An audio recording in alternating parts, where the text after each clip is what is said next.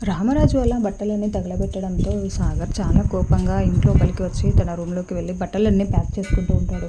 "సాగర్ ఏంటి సాగర్ ఇది? ఏం చేస్తున్నావు?" అని నర్మద అడుగుతూ ఉంటే, ఆ పెద్దరాయుడు ఏం మాట్లాడాడో విన్నావు కదా! నా పాపపు సొమ్ము నేను చేసే పని పాప పనంట. నేను చేసే సొమ్ము పాప సొమ్మంట. హ్మ్.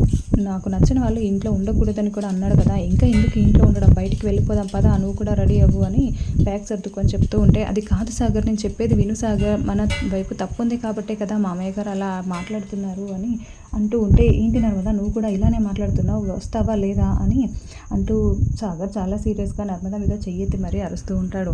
ఇంకా దాంతో నర్మద, "వస్తాను సాగర్ నీకోసం నా పుట్టినింటిని వదిలివేసి రాలేదా?